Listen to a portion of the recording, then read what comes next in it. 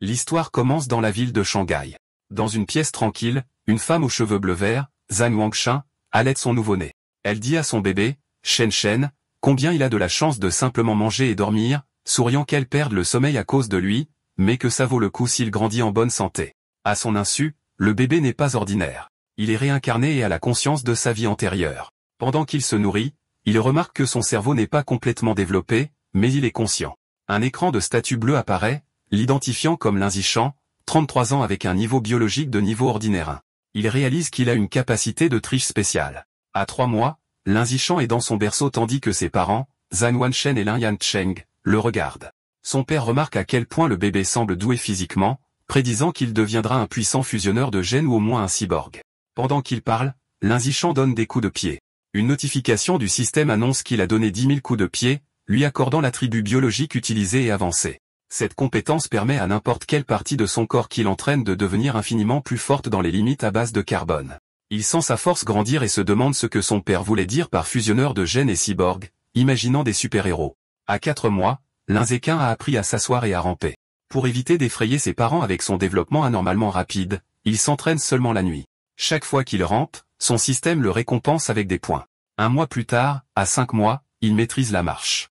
À 6 mois, il peut enfin s'asseoir et ramper devant ses parents sans que cela paraisse trop étrange.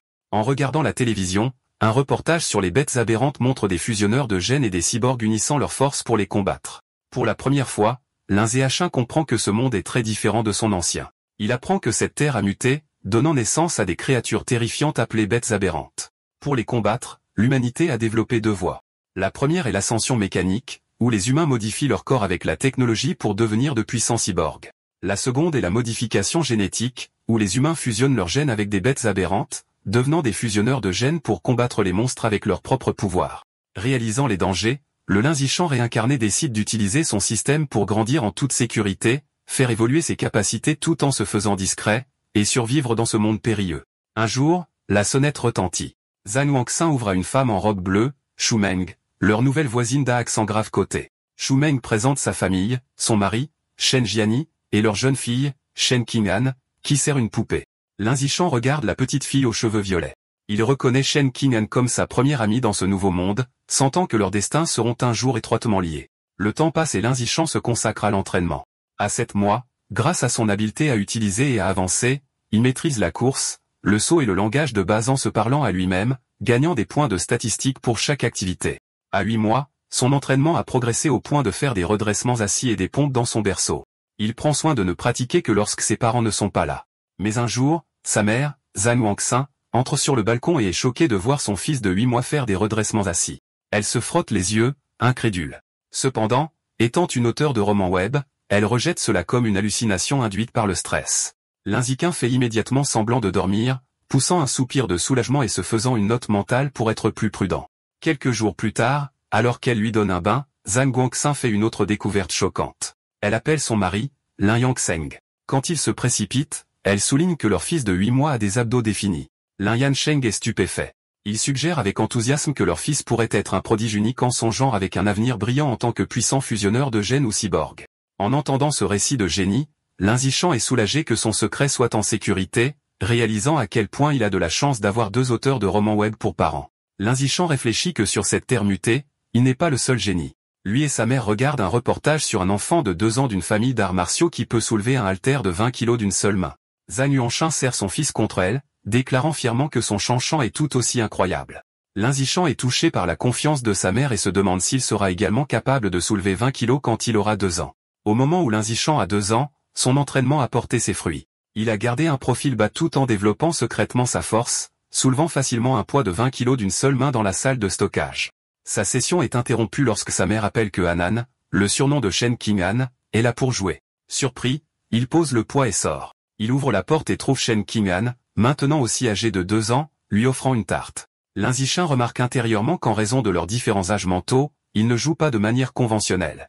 Alors que Hanan est un enfant en bas âge typique, il utilise chaque instant pour s'entraîner. Il a trouvé une façon unique de passer du temps avec elle. Puisqu'elle aime rester près de lui, elle sert de gilet lesté sur mesure parfait pour ses exercices. Il y a, cependant, un problème récurrent, dont il se souvient lorsqu'il ressent une chaleur humide et crie que Hanan a encore fait pipi sur lui. Une autre année passe. À l'âge de 3 ans, La force de Linzéchin a augmenté de façon exponentielle, et il peut soulever un poids de 40 kg d'une seule main. En regardant la télévision, il voit un reportage sur un prodige de 4 ans soulevant un haltère de 30 kg et note avec satisfaction qu'il est déjà plus fort. Malgré ses progrès, son système indique toujours que son niveau biologique est de niveau ordinaire 1. Il se demande ce qu'il faudrait pour atteindre le niveau 2. Avec ces questions en tête, il sort de sa maison pour la première fois. Le monde extérieur est un paysage urbain futuriste époustouflant avec des hommes bêtes et des cyborgs, qu'il suppose être les fusionneurs de gènes et les cyborgs dont il a entendu parler. Accompagné de sa mère et de leurs voisins, Shumeng et Shen Qingyan, il se dirige vers la bibliothèque. Comme ses parents ne le laissent pas utiliser d'appareils électroniques, les livres sont sa meilleure source d'information. À la bibliothèque, sa mère lui indique la section des enfants, mais Linzichan se dirige vers des encyclopédies avancées avec une Shen Xinggan inquiète qui le suit. Les mères regardent avec confusion. Shumeng demande pourquoi il aime ces livres, et Zhan Wangxin suppose que ce sont ses gènes de génie. Pendant que Shen Qinggan lui offre des biscuits, Linzichan est absorbé par sa lecture. À travers les livres, il apprend que toute vie est classée en 6 niveaux biologiques, ordinaire, avancé, rare, épique, légendaire et mythique, chacun divisé en 9 niveaux. Il réalise que les humains normaux comme ses parents sont en bas, au niveau ordinaire 1, aussi insignifiants que des fourmis comparés aux êtres de niveau supérieur. Cette connaissance enflamme Linzichan. Il doit accélérer son entraînement tout en gardant sa couverture. Son système l'alerte d'une nouvelle quête. Lisez 100 millions de caractères pour être récompensé par la racine céleste de la sagesse. Excité à l'idée d'entraîner à la fois l'esprit et le corps, il accepte. Pendant l'année suivante, Linzi peut partager son temps entre l'entraînement physique et la lecture vorace. À l'âge de 4 ans, lui et Shen Qingyan commencent le jardin d'enfants, en se tenant la main avec l'institutrice hier, Mademoiselle Zhang Mei. Son dur labeur porte ses fruits. Peu après le début de l'école, il passe au niveau ordinaire 2. Ses prouesses physiques sont immenses. Il peut soulever un poids de 80 kg d'une seule main, sauter en hauteur de 1,2 m et courir 100 mètres en moins de 11 secondes. Des statistiques exceptionnelles pour un adulte, et encore moins pour un enfant de maternelle. Un jour, il trouve des enfants entourant Shen Xinggan en pleurs, la traitant de mouilleuse de lit. Voyant son ami intimidé, il sait qu'il doit agir. Il bondit de façon spectaculaire au centre des brutes. Il lance un regard noir et profère une menace terrifiante. Si quelqu'un intimide encore Anan, il fera pipi sur son lit tous les jours. La menace enfantine mais menaçante fonctionne. Les brutes éclatent en sanglots, jurant de ne jamais revenir au jardin d'enfants.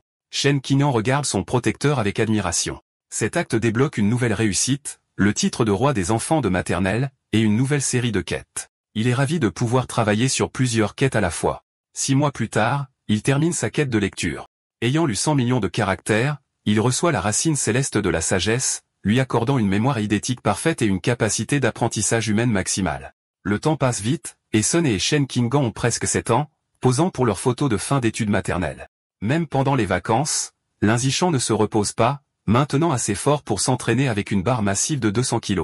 Pendant les vacances, ses capacités ont atteint de nouveaux sommets. Il pouvait sauter plus de 2 mètres de haut et avait franchi la barrière des 8 secondes aux 100 mètres avec un temps de 7,98 secondes. Son esprit était tout aussi vif, boosté par son nouvel attribut. Il avait déjà terminé la majeure partie du programme de l'école primaire. Sa nouvelle vie a commencé à l'école primaire Sunshine. Parce qu'il étudiait déjà seul des matières avancées, les concours académiques étaient faciles. Il a facilement pris la première place au concours académique national des écoles primaires juste pour débloquer son titre le plus rapidement possible. Chaque fois qu'il avait du temps libre, il donnait des cours particuliers à Shen Qingyan. Bien qu'elle n'ait pas un talent exceptionnel, elle était assidue. Avec son aide, ses notes se sont considérablement améliorées. Et après un semestre, elle s'est classée 2e de la classe, Linzichan occupant la première place. Pour accélérer sa quête, il a également participé à des rencontres sportives scolaires, battant tous les records. Juste au moment où il pensait que sa vie scolaire se poursuivrait dans cette routine prévisible, une nouvelle élève spéciale est apparue. Le professeur a présenté la nouvelle venue, une fille aux longs cheveux bleus argentés nommée Bexu. Linzichan a immédiatement su qu'elle était différente. Alors qu'elle se tenait dans l'embrasure de la porte, il pouvait sentir une faible aura inhabituelle qui n'appartenait pas à un humain normal. Alors que la nouvelle étudiante transférée, Bexu, marche pour trouver une place, les autres élèves la regardent avec curiosité. Shen Xinggan se penche vers Linzichan, qu'elle appelle Xiao Shen, et chuchote à quel point les cheveux de Bexu sont jolis, comme des flocons de neige d'hiver. Cependant, Linzichan n'est pas d'humeur à discuter d'esthétique. Alors que Bexu s'assoit près de lui, son esprit est concentré sur l'étrange aura non humaine qu'il sent émaner d'elle. Il se demande si elle pourrait être une fusionneuse de gènes ou la descendante d'une telle personne. Dans les jours qui suivent, Bijay se révèle être une énigme. Elle ne parle à personne et pose sa tête sur son bureau dès que le cours se termine, restant immobile. Elle ne se lève même presque pas pour aller aux toilettes. Au début, les élèves sont curieux, prenant même des photos avec elle pendant qu'elle dort. Mais comme son comportement ne change pas, ils perdent de l'intérêt et la salle de classe retrouve sa routine. Cette pièce est brisée plus d'un mois plus tard. Un phénomène bizarre commence. Bae-shui commence à sécréter un liquide blanc visqueux. La substance a une odeur nauséabonde et coule sur ses vêtements et ses jambes. Les autres élèves réagissent avec dégoût, se plaignant de l'odeur terrible. Un garçon mesquin ricane un commentaire grossier sur le liquide, puis verse sa bouteille d'eau sur sa tête, affirmant qu'il la lave. Humiliée et trempée, Bae-shui serre le poing sur le bureau, et des larmes coulent sur son visage alors qu'elle commence à pleurer, ses épaules tremblant de sanglots silencieux. Les brutes éclatent d'un rire cruel face à sa détresse. Regardant depuis leur bureau, Shen Qinggan se tourne vers Lin Zishan avec une expression inquiète, lui demandant s'ils peuvent aider la pauvre Bae-shui. Lin Zishan est confus.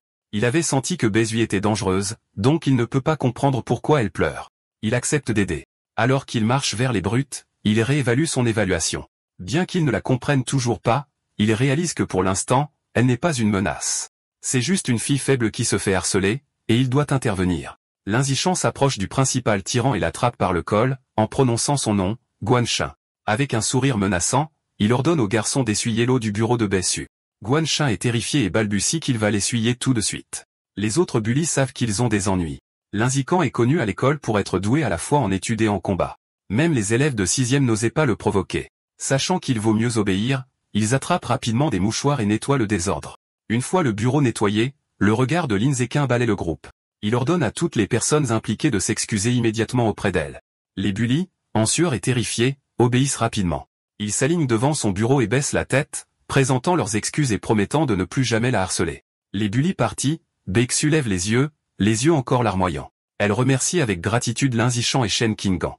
Shen Qinggan pose une main réconfortante sur l'épaule de Bae-shui, lui disant que les camarades de classe sont censés s'entraider.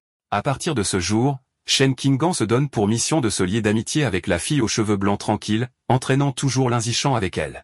Les trois commencent à passer leur temps libre ensemble. Shen Qinggan est particulièrement gentille, partageant toujours ses collations les plus savoureuses avec Bae-shui en premier. Lors d'un de ces moments, alors que Shen Qinggan lui offre une friandise, Bae-shui hésite. Elle les regarde et leur demande s'ils ne sont pas dégoûtés par elle parce qu'elle sent si mauvais. Elle explique qu'elle est désolée de ne pas leur faire confiance, mais depuis qu'elle est petite, elle a toujours été ostracisée par tout le monde. Avoir quelqu'un de gentil avec elle lui semble si irréel qu'elle pense qu'elle doit rêver. Bae-shui lève les yeux avec surprise lorsque Shen Qinggan lui dit fermement que ce n'est pas un rêve. Shen Qinggan sourit doucement et dit qu'elle sait ce que c'est, donc elle ne serait jamais dégoûtée par elle. Elle déclare que tant que Bae-shui le veut, elles seront amies pour toujours, entraînant un Lin Zishan légèrement exaspéré dans la promesse. Submergé par l'émotion, Bae-shui serre fort Shen Qinggan dans ses bras. Des larmes de gratitude coulent sur son visage alors qu'elle les remercie de leur gentillesse. Après s'être ressaisie, elle leur dit qu'elle veut leur offrir un cadeau en retour. Elle tend un collier avec une paire de crocs de bête, expliquant que c'était un cadeau d'anniversaire de sa mère. Elle le leur donne, en espérant que cela puisse être un symbole de leur amitié. Shen Qinggan accepte avec enthousiasme, et les trois enfants se tiennent ensemble dans la cour de l'école alors que le soleil se couche, déclarant joyeusement qu'ils seront amis pour toujours. Cependant, au moment même où leur nouvelle amitié s'est consolidée, l'inattendu s'est produit. Un jour, Shen Qinggan est stupéfaite d'apprendre que Bae-shui a été transféré hors de l'école. Lin Zishan le confirme, révélant qu'il l'a vu remplir les papiers de retrait. Il se souvient de l'avoir regardé depuis la porte du bureau du directeur. Il a vu Bae-shui avec le directeur et un grand homme intimidant avec des bras cybernétiques. Le directeur a assuré à l'homme que les papiers de Bae-shui étaient complets et que ses informations resteraient confidentielles. La rencontre a confirmé les soupçons de Lin Zishan selon lesquels l'identité de Bae-shui n'était pas simple. À partir de ce jour, il n'a plus jamais revu Bae-shui, se demandant ce qu'elle était devenue. Mais il note que les événements qui ont suivi sont ce qui a vraiment captivé son attention. Quelque temps plus tard, Lin Zishan est chez lui en train de masser les épaules de sa mère, Zhang Wangxin. Elle soupire de soulagement, lui disant que le massage est parfait après une longue journée de frappe. Lin Zishan note intérieurement qu'il a appris des techniques de massage professionnelles, grâce à sa racine céleste de sagesse, et est surpris par son utilité. Leur soirée tranquille est interrompue par un important reportage. Il présente une autre réalisation incroyable du prodige de Kyoto. À seulement 10 ans, le garçon a réussi à fusionner avec des gènes de bête aberrante et peut maintenant soulever un rocher de 500 kg d'une seule main. Lin Zishan reconnaît le garçon et réalise avec un choc que son rival a déjà commencé la fusion génétique. Son père, Lin Yansheng, se plaint que le prodige de Kyoto soit toujours à la télévision, se demandant s'ils essaient de le transformer en influenceur. Les parents en discutent. Lin Yansheng explique que le garçon est issu d'une famille d'arts martiaux millénaires, il est donc probable qu'ils aient une technologie de fusion génétique avancée. Zheng Wangxin soutient qu'il est d'utiliser un enfant comme cobaye.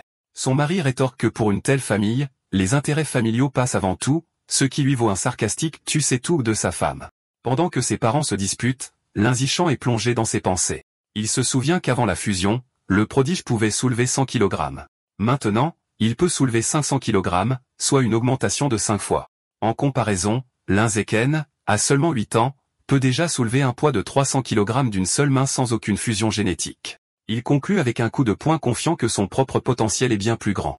Sa confiance montait en flèche, mais ce sentiment fut de courte durée. Le prochain reportage lui a appris le vrai sens de la peur. Les dernières nouvelles montrent une ville dans un pays voisin complètement dévastée par une énorme explosion. Le reportage indique que, d'après les images, l'attaque a été menée par des rats aberrants géants. L'écran montre des images horribles de rats monstrueux envahissant les ruines, capturant une femme hurlante dans leur mâchoire massive, puis la dévorant brutalement. Le reportage continue, confirmant que des hérétiques étaient responsables de l'attaque de rats aberrants, attisant les flammes depuis l'ombre. Lors d'une conférence de presse, un responsable du pays Sakura dévasté implore l'aide internationale expliquant que les hérétiques sont un culte obscur manipulant les bêtes. En regardant les nouvelles, Linzechin apprend que le culte est une organisation anti-humaine de traîtres qui servent les bêtes aberrantes pour leur propre profit. Il se sent soulagé d'être né dans un pays puissant et stable, lui donnant un endroit sûr pour devenir plus fort tout en se faisant discret. Ses pensées sont brisées par des bangs soniques à l'extérieur. Il se précipite à la fenêtre et tire le rideau pour voir un escadron de cyborgs lourdement armés voler dans le ciel nocturne. Il se demande pourquoi tant de personnes sont déployées, espérant qu'il ne se passe rien de grave. Le lendemain matin, tout semble normal. Linzichan attend Shen Qinggan, qui arrive en courant et s'excuse pour son retard. Alors qu'elle s'approche, il remarque quelque chose d'étrange.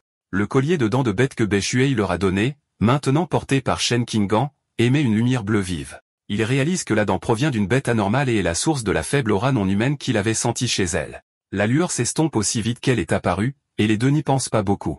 Cependant, entre les cyborgs et la réaction du croc, Linzichan sent que quelque chose de mauvais va arriver. Sur le chemin de l'école, une femme frappante avec de longs cheveux roux dans une robe noire s'appuie contre un lampadaire en les regardant. Elle commente à quel point ils sont adorables et se place devant eux en demandant s'ils sont frères et sœurs. Shen Qinggan la corrige fièrement, expliquant qu'ils sont les meilleurs amis d'enfance. La femme sourit avec mélancolie, remarquant qu'elle aimerait aussi avoir un ami d'enfance. Puis son expression devient sinistre. Elle se penche, les yeux brillants, et demande pourquoi ils vont à l'école seuls et où sont leurs parents. Alors que Shen Qinggan commence à répondre, Linzé peut rapidement lui saisir la main, la coupant. Il l'entraîne avec lui, déclarant qu'ils vont être en retard, laissant la femme mystérieuse derrière. Une fois à une distance sûre, il gronde doucement Shen Qinggan, lui rappelant de ne pas parler aux étrangers. Elle hoche la tête.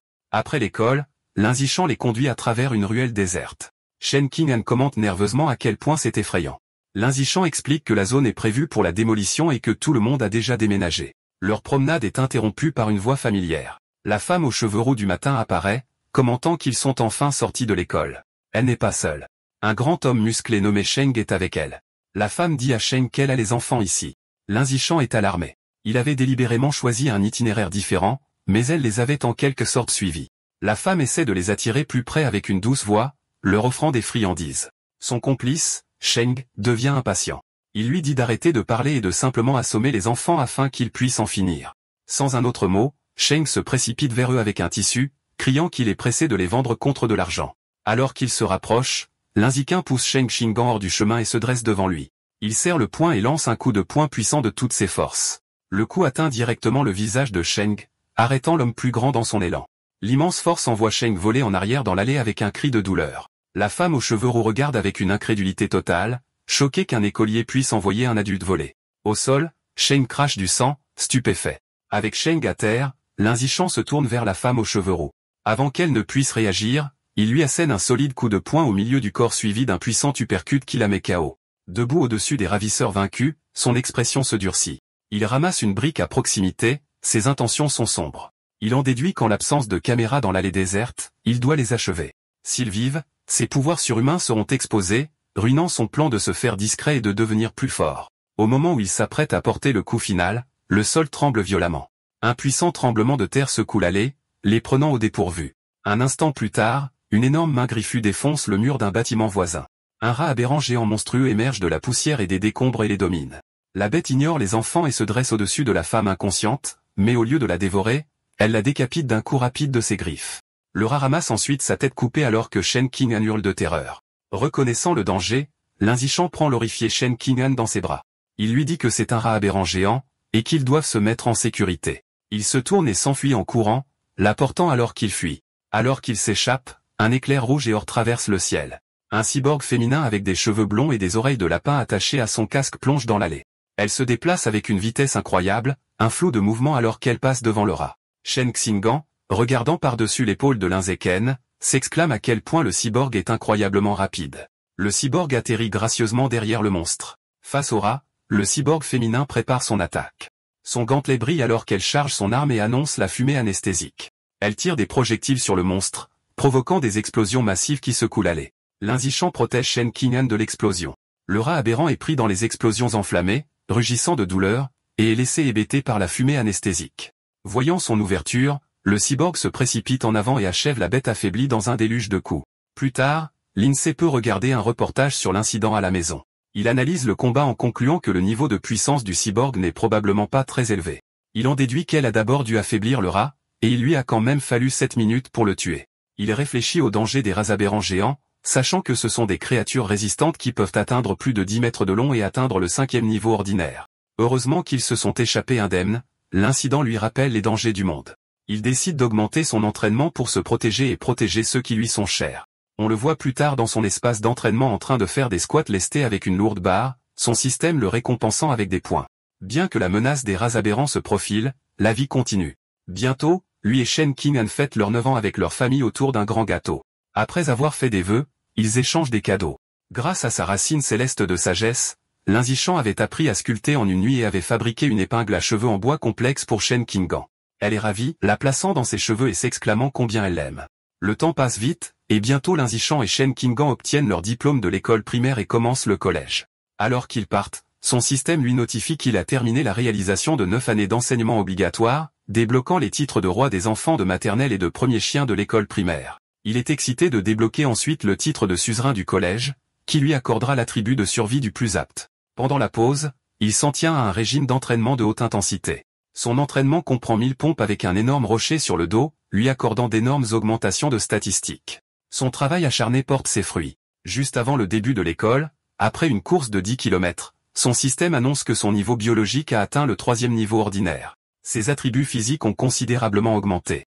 Il peut maintenant soulever 700 kg d'une seule main, a un saut vertical de 4 mètres et peut courir le 100 mètres en 6 secondes. Alors que sa puissance augmente, il se demande quel niveau le prodige de Kyoto a atteint. Par coïncidence, une nouvelle histoire est diffusée à la télévision la veille de la rentrée scolaire. Le reportage révèle que le prodige, maintenant âgé de 14 ans, a fusionné avec des gènes de fourmis géantes et peut soulever un bloc d'alliage de 2000 kg d'une seule main. L'Inzichan calcule que puisque les gènes de fourmis géantes augmentent la force d'un facteur de 4 à 8, le vrai levage du prodige sans l'amélioration génétique n'est que d'environ 500 kg. Cela signifie que l'Inzichan est fondamentalement plus fort. Il sourit, imaginant à quel point il deviendra puissant avec la future fusion de gènes. Le lendemain, le collège commence. Parce qu'il était le meilleur élève de la ville, tous les meilleurs collèges ont essayé de le recruter. Il a accepté l'invitation du collège Shanai, mais seulement si Shen Qing'an pouvait être dans sa classe. Lors de l'inscription, ils sont accueillis par le principal et leur nouveau professeur principal qui exprime à quel point ils comptent sur lui.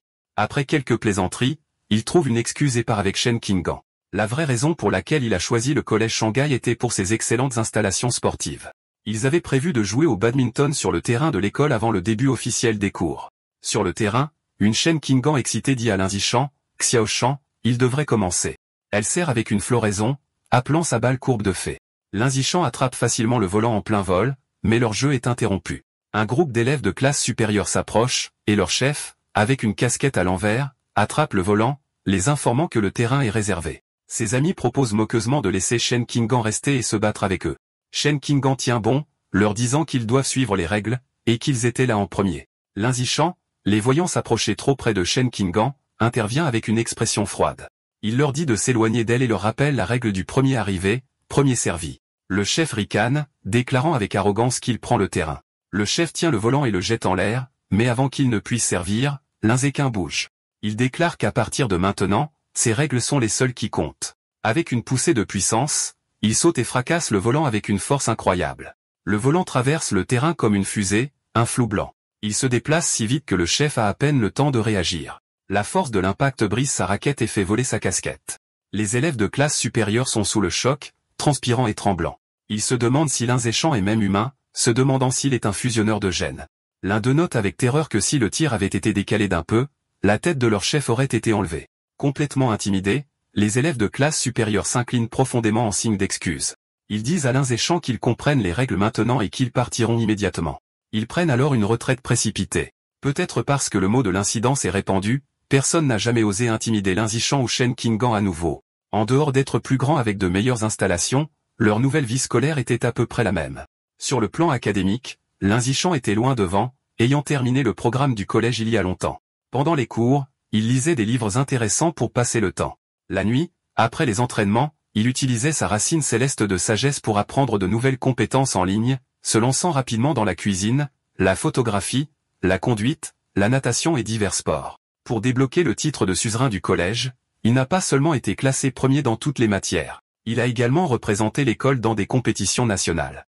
Il se tenait au milieu d'une montagne de trophées. Pour rester discret, il faisait attention à ne pas gagner la première place dans toutes les compétitions. Un semestre s'est écoulé et le titre n'était toujours pas débloqué. Cependant, ses performances lui ont valu de nombreuses fangirls qui ont laissé des piles de lettres d'amour sur son bureau. Il les a ignorées. En dehors de donner des cours particuliers à Shen Qinggan, il s'est concentré sur le prochain festival sportif de l'école. Il croyait que s'il le dominait complètement, il devrait finalement débloquer le titre. Pour le festival, il n'a participé qu'à 3 épreuves, le lancer du poids, le saut en hauteur et le sprint, représentant la force, le saut et la vitesse. Il a réalisé un lancer étonnant de 201 mètres au lancer du poids. Bien qu'il se soit retenu pour ne pas paraître trop surhumain, il a quand même facilement remporté la première place dans toutes ces épreuves. Alors qu'il était assis avec Shen Qing en admirant sa médaille d'or, il a senti une nouvelle puissance parcourir son corps. Une notification du système est apparue annonçant que, parce que ses réalisations avaient de loin dépassé tous les autres étudiants, il avait débloqué le titre de suzerain du collège. Avec les 3 titres d'âge scolaire débloqués, la réalisation de 9 années d'enseignement obligatoire était complète, et il avait obtenu le nouvel attribut biologique, la survie du plus apte. Alors que la puissance le traversait, il réalisa avec satisfaction que le titre s'était enfin débloqué. D'accord, c'est la fin de l'histoire. Merci d'avoir regardé. À la prochaine.